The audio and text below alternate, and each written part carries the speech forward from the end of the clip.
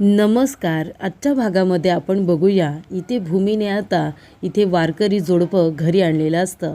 विठ्ठल रुक्माईच्या रूपामध्ये इथे आजी आजोबा आलेले असतात असं तिला वाटत असतं आणि ते मनोभावे आता आजी आजोबांची पूजा करत असते आणि त्याचबरोबर आकाशसुद्धा तिच्या बरोबरीने तिची साथ देत असतो.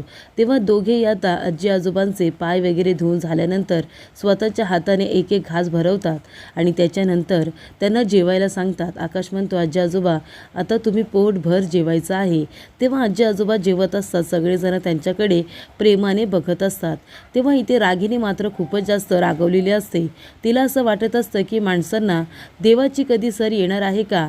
तर इथे भूमीला माहिती असतं की माणसामध्ये जर आपण शोधलं तर देवसुद्धा सापडतो आणि देव कुठल्या रूपात येऊन आपल्याला आशीर्वाद देऊन जाईल हे सुद्धा आपल्याला कळणार नाही. तेव्हा इथे आता आजी आजोबा जेवत असताना भूमी मात्र प्रेमाने त्यांच्याकडे बघत असते. तर इथे रागिनीला राग आलेला असतो आणि एका बाजूने तिला बरं वाटत असतं की भूमी आता या परीक्षेमध्ये फेल झालेली आहे. तेव्हा आता तिच्याकडे घराच्या चाव्या काही जाणार नाहीत. तेव्हासाठी तिला झालेला तो आनंद असतो. त्यानंतर इकडे आता वारकरी लोक पंढरपूरला निघालेले असतात. त्यांची आता वारी जात असते. सगळेजण आता इथे टाळ मृदुंग वाजवतच निघालेले असतात. तेवढ्यातच आता तिथे 2 पोलीस हवालदार येतात. तेव्हा गिरीधर बुवा पुढे येतात आणि म्हणतात की काय झालं साहेब. तेव्हा हवालदार म्हणत असतात की हे बघा, पुढे तुम्ही आता वारी घेऊन जाऊ शकत नाही, कारण तिथे खूप मोठा अपघात झालेला आहे. रस्ता क्लिअर करायला अजून वेळ लागेल. तिथे तुम्हाला खूप वेळ थांबायला लागेल. तेव्हा जरा तुम्ही दुसऱ्या रस्त्याने गेलात तर बरं होईल. तेव्हा गिरधर बुवा म्हणतात, काही हरकत नाही आहे. तुम्हाला जेवढा वेळ लागेल तेवढा वेळ तुम्ही घ्या आणि रस्ता तुम्ही क्लिअर करा. आम्ही दुसऱ्या बाजूने आमची वारी घेऊन जाऊ. तेव्हा गिरधर बुवा आणि सहकारी विठ्ठल विठ्ठल जय हरी विठ्ठल असं करत आपली वारी आता दुसऱ्या रस्त्याने फिरवतात आणि आनंदाने जात असतात. तेव्हा इथे आजी म्हणत असतात की ह्या वेळेला आपली आषाढी एकादशी एका अनोख्या रूपामध्ये पार पडलेली आहे आणि हे सगळं भूमीमुळे झाले. भूमी, तू या घरामध्ये आलीस आणि या घरामध्ये चैतन्य आलं. तू आतापर्यंत जे काही केलंयस ना ते तर खूपच होतं, पण आज जे काही केलंस त्यामुळे महाजनांच्या घरामध्ये या माऊलींचे पाय लागले आणि महाजनांना खूपच जास्त पुण्य लाभलेलं आहे आणि हे सगळं भूमीमुळे झाले. तेव्हा इथे आता खूप गाड्या थांबलेल्या असतात. तेव्हा एक वारकरी दादा म्हणत असतात की बुवा, हे बघा ना, या रस्त्याला एवढ्या गाड्या थांबलेल्या आहेत. हा रस्ता क्लिअर व्हायलाच किती वेळ लागेल. तेव्हा आपण एक काम करूया, आपण आपली आता वारी जर तिथे थांबवली थोडा वेळ तर काय होईल, आपण पालखीसुद्धा त्या झाडाच्या इथे ठेवूया. तेव्हा गिरधर बुवा म्हणतात की बरोबर बोलताय तुम्ही. एवढा वेळ इथं उभं राहण्यापेक्षा आपण त्या बाजूने जाऊन तिथे झाडाच्या खाली थोडासा विश्राम तरी करूया. तेव्हा इकडे आता आजी आजोबा जायला निघालेले असतात. तेव्हा भूमी आता आणि घरातले सगळे त्यांचा आता आशीर्वाद घेण्यासाठी उभे राहिलेले असतात. त्यांची मनोभावे इथे पूजा तर केलेली असते. तेव्हा इथे आता आजी म्हणत असतात की भूमी बाळा, तू आमची जी काही सेवा केली आहेस ना त्या सेवेचं पुण्य तुला नक्की मिळेल. त्याचा लाभ तुला नक्की मिळेल. तुझं पुण्य हे अजिबातच वाया जाणार नाही. तेव्हा इथे भूमीला फारच आनंद होतो. तेव्हा भूमी आजी आजोबांचा आशीर्वाद घेते आणि तेवढ्यातच आता पालखीचा आणि त्यातूनच टाळ मृदुंगाचा आवाज यायला सुरुवात होते. तेव्हा आकाश म्हणत असतो की हा तर आपल्या पालखीचा आवाज आहे ना आणि टाळ मृदुंगाचा सुद्धा आवाज येतोय. तेव्हा सगळेजण आता बाहेर बघायला जातात. तेव्हा इथे आता जे आजी आजोबा आलेले असतात ते साक्षात विठ्ठल आणि रुक्माईचं रूप असतात. तेव्हा इथे आता रागिनी आणि पौर्णिमा तोंडावरतीच पडलेले असतात. तर इथे गिरधर बुवा हे खूपच जास्त तत्ववादी आहेत. त्यांना जर आमंत्रण दिलं नाही तर ते पालखी घेऊन आपल्या इथे येणार नाही असं रागिनीने सांगितलेलं असतं. पण इथे आता गिरधर बुवा स्वतःहूनच तिथे पालखी घेऊन आलेले असतात. तेव्हा सगळ्यांना खूप जास्त आनंद झालेला असतो. तेव्हा इथे आजी म्हणत असतात, अगं भूमी, या वेळेला सुद्धा आपली विठ्ठलाची जी काही आपल्याला पूजा करायची आहे, सेवा करायची आहे, ती आपल्याला करता येणार आहे. तुम्ही जा, लवकरात लवकर जा आणि आरतीची तयारी करा.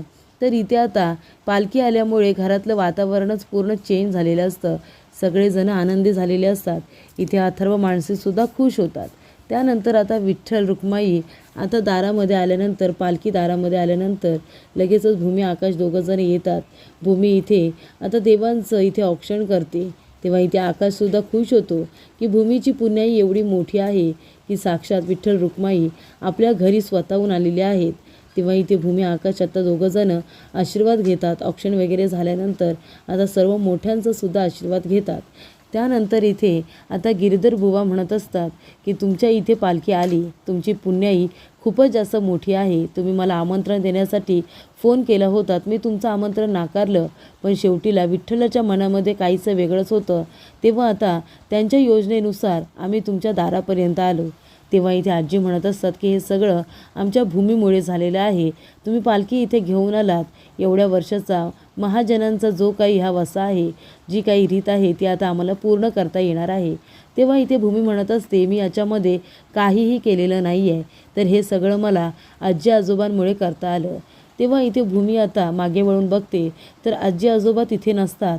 भूमी म्हणते की आजी आजोबा कुठे गेले, मी त्यांना इथंच उभं राहायला सांगितलं होतं. तेव्हा इथे आता गिरधर बुवांचं लक्ष जातं. तिथे 2 गोंड्याची फुलं डायनिंग टेबलवरती असतात. तेव्हा आता गिरधर बुवा म्हणत असतात की नाही, ते आता कुणालाही दिसणार नाही. तेव्हा इथे भूमी म्हणते म्हणजे? तेव्हा इथे गिरधर बुवा म्हणत असतात की ते आजी आजोबा कुणाला दिसले होते? तेव्हा भूमी म्हणते की मला दिसले होते. गिरधर बुवा म्हणतात की ते आजी आजोबा नव्हते, ते कोण साधारण माणसं नव्हती, तर साक्षात तुला विठ्ठल रुक्माई इथे येऊन आशीर्वाद देऊन गेलेले आहेत. कारण तू कधीही खोटं बोलू शकत नाही, कुणाचं वाईट चिंतू शकत नाही आणि तुझा खरेपणा हा तुझ्याकडे बघूनच दिसतोय. तेव्हाच आता साक्षात तुझ्या इथे पुण्याईला बघून तुझ्याकडे विठ्ठल रुक्माई स्वतःहून आले होते. तुझी कठीण परीक्षा घेऊन ते येऊन इथे तुला आशीर्वाद देऊन गेलेत. तेव्हा इथे भूमीला आता लक्षात येतं, आजोबा म्हणालेले असतात की माणसाने माणसात देव आणि देवात माणूस बघितला पाहिजे. तेव्हा भूमीला कळतं की ते विठ्ठलच होते ज्यांनी तिला भरभरून आशीर्वाद दिला होता.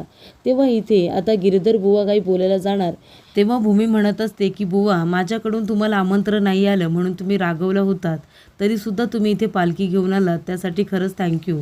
तेव्हा बुवा म्हणतात की तुम्ही माफीसुद्धा मागू नका, कारण का तुम्ही कधीही चुकू शकत नाही. जे काही झालं ना त्याच्यामध्ये तुमची काहीही चुकी नव्हती.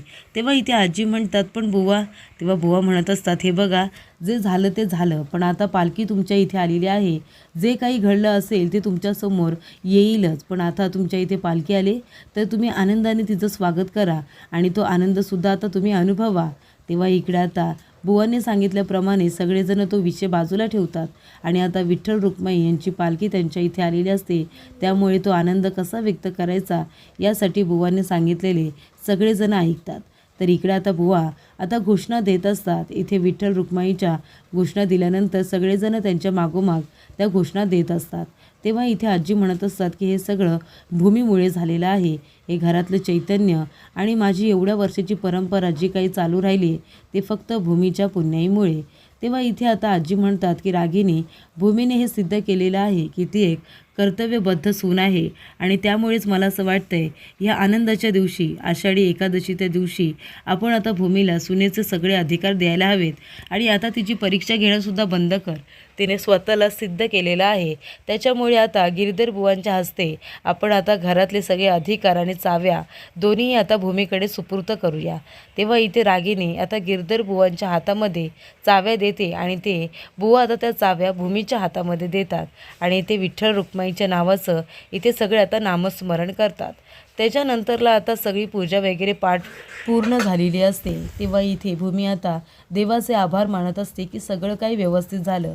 तेव्हा इथे भूमी आता चाव्या देवी याच्या समोर ठेवते आणि म्हणते की आत्तापर्यंत आत्याने हे घर अगदी व्यवस्थितरित्या सांभाळलेलं आहे आणि आता ही जबाबदारी माझ्यावरती आली आहे, तर मलासुद्धा तुम्ही आता बळ द्या, ताकद द्या आणि एवढी मोठी जबाबदारी पेलण्याची ताकद आणि माझ्यावरती जो काही सगळ्यांनी विश्वास ठेवला आहे त्या विश्वासालासुद्धा मी पात्र ठरू द्या. तेव्हा इथे आता भूमीवरती ती जबाबदारी दिलेली असते. तेव्हा इथे आजी म्हणतात की भूमी, अगं आम्ही सगळेजण तुला मार्गदर्शन करण्यासाठी आहोतच ना. मी आहे, रागिनी आहे, घरातले सगळेजण आहेत आणि तरीसुद्धा तुला जर काही गरज लागली तर तू आम्हाला विचारलंस ना, तरीसुद्धा आम्ही सगळेजण तुला आनंदाने सांगू. पण नंतरला सगळ्यांचं मत तू लक्षात घेतलंस तरी अंतिम निर्णय हा तुझाच असेल. तेव्हा इथे आता पौर्णिमेला खूपच जास्त राग येत असतो. पौर्णिमा म्हणत असते, ताई अंतिम निर्णय तुझा असेल, पण जर काही चुकी झाली तर ती चूक तू दुसऱ्यांच्या अंगावरती टाकून मोकळी होऊ नकोस. ती चूक स्वीकारण्याची ताकदसुद्धा तूच ठेव. तेव्हा इथे आकाश येतो आणि म्हणतो की भूमी कधीच चुकूच शकत नाही आणि जरी भूमीकडून काही चूक झाली ना तर ती जबाबदारी घ्यायला ती स्वतः समर्थ आहे आणि मी सुद्धा आहे तिच्या बाजूने उभं राहायला. मी कधीही तिची साथ सोडणार नाही, हो की नाही भूमी? तेव्हा भूमी म्हणते की अगदीच. त्यानंतर भूमी म्हणत असते की आत्तापर्यंत आपल्या घराची आणि ऑफिसची जबाबदारी आत्याने घेतलेली आहे आणि ती खूप मोठ्या प्रमाणात आणि चांगल्या पद्धतीने त्यांनी पारसुद्धा पाडली आणि आता त्यांच्याकडून ही जबाबदारी हा वारसा माझ्याकडे आला आहे आणि आता आत्यांच्या आशीर्वादाने मी आता हे काम कसं बजावते त्याकडे माझं लक्ष हे चांगलंच राहील. पण मला आता आत्यांना छोटंसं थँक्यूसुद्धा म्हणायचं आहे आणि त्या आता जणू काही निवृत्त होत आहेत. पण आता त्या जरी आता कामातून निवृत्त होत असल्या तरीसुद्धा त्यांचा जो काही मान आहे, जो काही त्यांचा इथे रुतबा आहे, त्यांची जागा आहे ती अगदी तशीच राहणार आहे. फक्त चाव्या माझ्याकडे आलेल्या आहेत, अधिकार माझ्याकडे आलेले आहेत. पण आता आत्या मला जे काही मार्गदर्शन करतील त्याच्यावरतीच मी चालणार आहे. तेव्हा इथे आत्या मला तुम्हाला थँक्यू म्हणायचं आहे, म्हणजे आम्हाला सगळ्यांनाच. तेव्हा इथे आजी म्हणत असतात की भूमी, माझ्या मनातसुद्धा हा विचार आला होता, पण माझ्या मनातलं बघ तुला कसं कळलं. तेव्हा इथे भूमी म्हणते की आत्या तुम्ही जरा इथे बसा ना. तेव्हा इथे आत्या आता बसते. तेव्हा भूमी त्यांचं औक्षण करते. तिला आता इथे ती गिफ्टसुद्धा देते. ते म्हणते की आता हे आमच्याकडून आहे, प्लीज तुम्ही स्वीकारा ना. तेव्हा इथे आता भूमी तिला छान पद्धतीचं गिफ्ट देते, साडी वगैरे देते. पण इथे आता खूपच जास्त रागिणीला राग आलेला असतो. तिला असं वाटत असतं की बिझनेसमधून घरामधून मला बाजूला केले आणि आता मला गिफ्ट्स वगैरे देत आहेत. तेव्हा इथे आकाश म्हणत असतो की आत्या हे तर काहीच नाही आहे. खरा आनंद तुला तेव्हा होईल आणि खरं गिफ्ट तुला तेव्हा मिळेल जेव्हा मी राजाराम काकाला घरी घेऊन येऊ. तेव्हा तर रागिणी खूपच जास्त घाबरते. तर इथे पुढील भागामध्ये आता रागिणी खूपच जास्त चिडलेली असते. तेव्हा इथे भूमीने आणि आकाशने तिला दिलेलं जे काही गिफ्ट असतं ते आता ती आणि त्याच्यामध्ये दिलेली साडी असते ते कात्रीने फाडत असते. तेव्हा पौर्णिमा तिथे येते आणि म्हणत असते, आई काय करते तुम्ही. आकाश जर तुम्हाला म्हणाला की आत्या मी तुला घेतलेली साडी आज नेस ना, तर तुम्ही कुठली साडी नेसणार आहात. तेव्हा तुम्ही आता ही साडी फाडू नका, रागाच्या भरामध्ये कुठलाही निर्णय घेऊ नका. तेव्हा इथे रागिणी म्हणत असते की बास झालं, आता बास झालं हे छोटे छोटे वार करणं, आता काहीतरी मोठा विचार करायला हवा. तर इकडे आता भूमी सगळ्यांना प्रसाद देण्यासाठी गेटपर्यंत आलेली असते आणि तेवढ्यातच रागिणीला भेटायला तांडेलची बायको आलेली असते. तेव्हा ती आता इथे आउट हाऊसमध्ये भेटायला आलेली असते. तेव्हा इथे रागिणी म्हणते, मला माहिती आहे तू तांडेलची बायको आहेस, इथे तू कशासाठी आलीस ते सांग. तेव्हा तांडेलची बायको म्हणत असते की माझ्या नवऱ्याला काही करून तुम्ही सोडवा. तेव्हा रागिणी म्हणते, काय गं मला धमकी द्यायला आलीस का इथे. तेव्हा तांडेलची बायको म्हणत असते, धमकी तर धमकी समजा, पण मी सांगते ना तुम्हाला माझ्या नवऱ्याला लवकरात लवकर बाहेर काढा, नाहीतर. रागिणी म्हणते, काय करशील गं. तेव्हा तांडेलची बायको म्हणते, नाहीतर तुमचा सगळा काळा चिठ्ठा माझ्या हातामध्ये आहे, तो बाहेर काढायला मला वेळ लागणार नाही. तेव्हा आता तांडेलची बायको जणू काही रागिणीला धमकी देत असते आणि तेवढ्यातच तिथे भूमी आता प्रसाद देण्यासाठी आलेली असते. तेव्हा भूमीचं लक्ष त्या दोघींकडे जातं आणि त्यांचं बोलणं ऐकल्यानंतर भूमीला खूपच मोठा धक्का बसतो.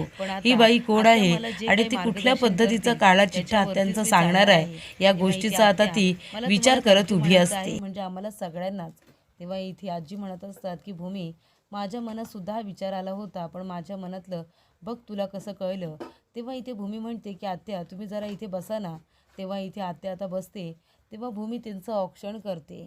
तिला आता इथे ती गिफ्टसुद्धा देते. ते म्हणते की आता हे आमच्याकडून आहे, प्लीज तुम्ही स्वीकारा ना. तेव्हा इथे आता भूमी तिला छान पद्धतीचं गिफ्ट देते, साडी वगैरे देते. पण इथे आता खूपच जास्त रागिणीला राग आलेला असतो. तिला असं वाटत असतं की बिझनेसमधून घरामधून मला बाजूला केले आणि आता मला गिफ्ट्स वगैरे देत आहेत. तेव्हा इथे आकाश म्हणत असतो की आत्या हे तर काहीच नाही आहे.